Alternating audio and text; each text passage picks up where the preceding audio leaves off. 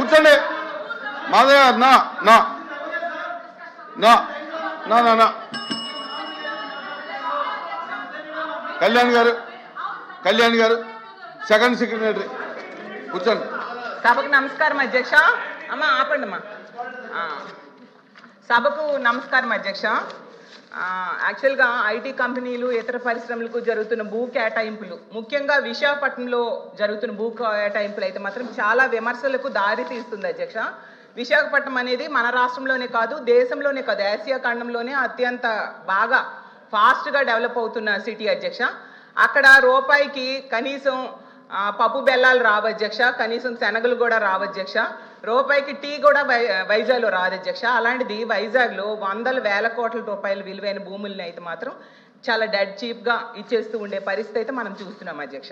అయితే మనం గతంలో ఒక నానుడు ఉండేది, 99 రూపాయలకే బాటా రేట్ అని. మరి ఇప్పుడు 99 పైసలకే ఏ రేట్ అనాలో అర్థం కావట్లేదు అధ్యక్ష.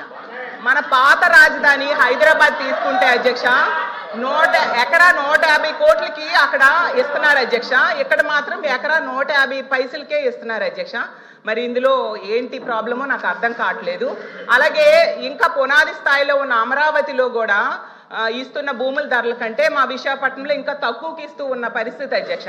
యాక్చువల్గా భూ కేటాయింపులు అనేవి వెనకబడిన ప్రాంతాలు, మారుమూల ప్రాంతాల్లో తక్కువ ధరకి ఇస్తారు. ఎందుకంటే ఆ ప్రాంతం అభివృద్ధి చెందాలని, అలాగే అక్కడ చీప్గా కూడా ధరలు భూములు ఉంటాయి కాబట్టి ఇస్తూ ఉంటారు అధ్యక్ష. మరి ఇంత కాస్ట్లీ ల్యాండ్ని ఎందుకు తక్కువకి ఇస్తున్నారో ప్రభుత్వమే చెప్పాలి అధ్యక్ష.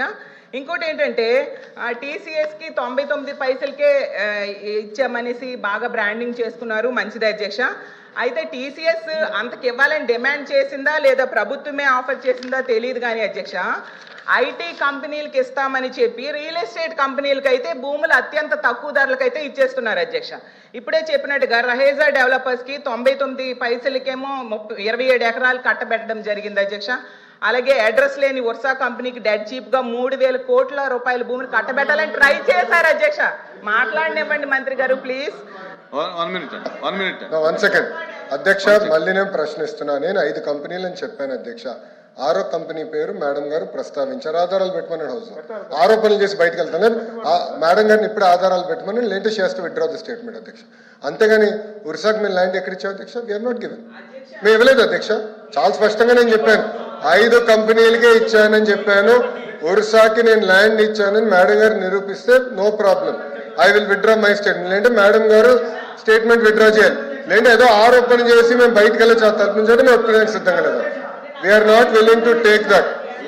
ఉర్సాకి అంటున్నారు అధ్యక్ష, దయచేసి కరెక్ట్ కాదు అధ్యక్ష. మేడం గారి వివరాలు ప్రజల ముందర పెట్టమని కోరుతున్నారు అధ్యక్ష. మాధవ్ గారు ఇప్పుడు సెకండ్ సెక్రటరీ మాట్లాడుతున్నారు, మీరు లేచి మాట్లాడతారు ఎందుకు? నా కూర్చోండి మంత్రి గారు. 1 మినిట్ అమ్మా 1 మినిట్ మంత్రి.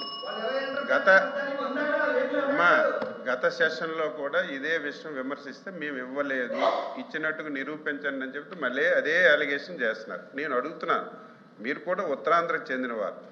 ఉత్తరాంధ్ర అనేది వెనకబడిన ప్రాంతం. ఎక్కడికి వెళ్ళినా సరే ఈ దేశంలో ప్రపంచంలో ఎక్కడ చూసినా సరే ఉత్తరాంధ్ర వాళ్ళు అక్కడ పనిచేస్తున్నారు అధ్యక్ష. మనకు అన్ని వనరులు ఉన్నాయి. ఉన్న వనరులు ఉపయోగించుకోకపోవడం వల్ల మన దగ్గర ఉన్నటువంటి చదువుకున్న యువకులందరూ ఉద్యోగాలు లేక నిరుద్యోగ సమస్యతో బాధపడుతుంటే ఈరోజు మీకు ఒక చెప్పండి, నిరుద్యోగ యువకులకి ఉద్యోగాలు ఇవ్వాలనుకుంటున్నారో ఇవ్వకూడదు అనుకుంటున్నారో దానికి మీరు చెప్పండి. 99 పైసలకి మా చుట్టాలకు బంధువులకి ఇచ్చాం అధ్యక్ష.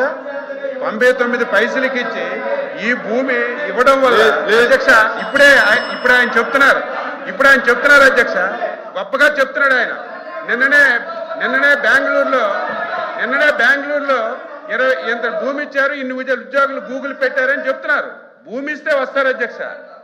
ఒక ఉదాహరణ అధ్యక్ష, వెస్ట్ బెంగాల్ ఉంది అధ్యక్ష, మీరందరూ తెలుసు. వెస్ట్ బెంగాల్లో ఆ రోజు భూమి ఇవ్వకపోవడం వల్ల అక్కడ ఉన్నటువంటి కంపెనీలన్నీ బయటకు వెళ్ళిపోయాయి అధ్యక్ష. ఈరోజు గుజరాత్ బాగా అభివృద్ధి చెందుతుంది. కారణం ఏంటి?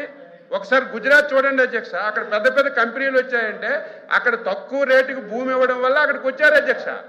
ఈరోజు ఉత్తరాంధ్ర వెనకబడి ఉంది.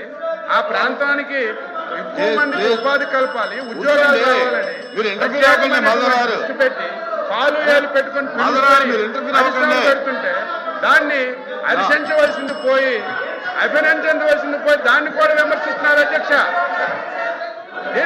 నిరూపించాలి.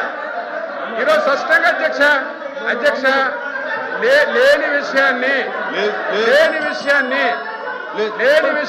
కూర్చోండి. ఇప్పుడు ఒక అలిగేషన్ చేశారు. కూర్చోండి. ఉషా వాళ్ళకి 99కి ఇచ్చారు. నిరూపించమనండి, చెప్పాలి కదా అధ్యక్ష. మీరు స్పష్టంగా ఫ్లోర్ ఆఫ్ ది హౌస్ లో చెప్పాం 5 కంపెనీలకే ఇచ్చామని చెప్పాం.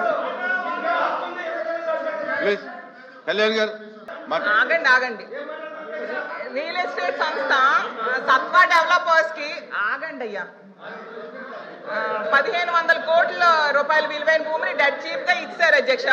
అలాగే కపిల్ చిట్ ఫండ్ కు చెందిన బీవీఎం ఎనర్జీకి 1500 కోట్ల రూపాయల విలువైన భూమిని కూడా డెడ్ చీప్ కి ఇచ్చారు అధ్యక్ష. నాకు ఒక తెలియని విషయం ఏంటంటే, ఇప్పుడు ప్రభుత్వ రంగంలో ఏపీఐసి ఉంది అధ్యక్ష. వేల కోట్ల రూపాయల భూమిని అది డెవలప్ చేసి మౌలిక వసతులు కల్పించి పరిశ్రమలకు ఇస్తూ ఉంటారు. మరి వాళ్ళు చేసే పని ఇప్పుడు రియల్ ఎస్టేట్ సంస్థలకు ఎందుకు అప్పచెప్తున్నారు అధ్యక్ష? దీని వెనక ఏ రహస్యం ఉందో అర్థం కావట్లేదు. అంటే ప్రభుత్వ ఉద్దేశం ఏపీఐసి కంటే రియల్ ఎస్టేట్ సంస్థలే గొప్పవా అధ్యక్ష అని నా డౌట్ అధ్యక్ష.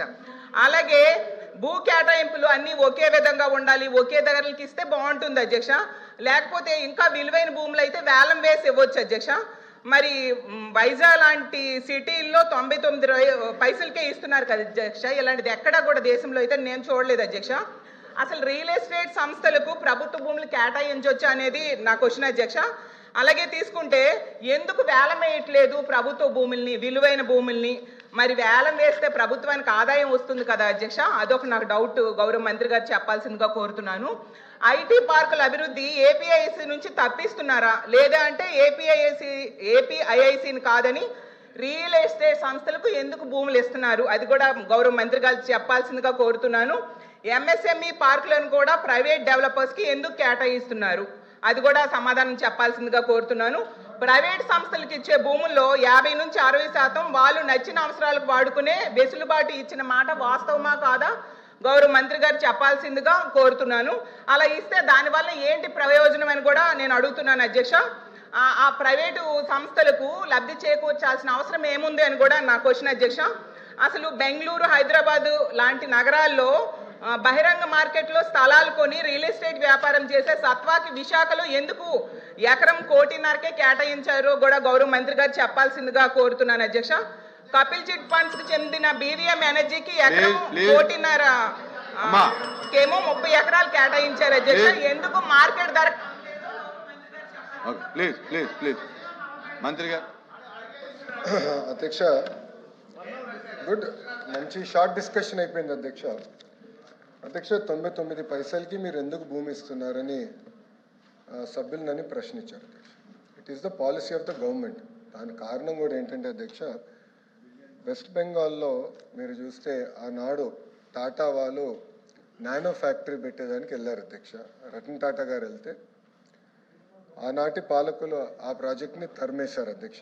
నరేంద్ర మోడీ గారు, గౌరవ ప్రధానమంత్రి నరేంద్ర మోడీ గారు, ఆయన గౌరవ ముఖ్యమంత్రిగా, గుజరాత్ ముఖ్యమంత్రిగా ఉన్నప్పుడు అధ్యక్ష, టాటా సన్స్ ఆనాడు రతన్ టాటా గారికి అప్పుడు వాట్సాప్ కూడా లేదు అధ్యక్ష, SMS ద్వారా పెట్టి మీకు 99 పైసలకి నేను మొత్తం భూమి ఇచ్చడానికి సిద్ధంగా ఉన్నాను, మీరు రాండి గుజరాత్కి అని ఆయన కోరితే వాళ్ళు గుజరాత్కి ఆ ఫ్యాక్టరీ తీసుకెళ్లారు అధ్యక్ష. మొత్తం ఎకో సిస్టమ్ అనేది ఏర్పడింది అధ్యక్ష.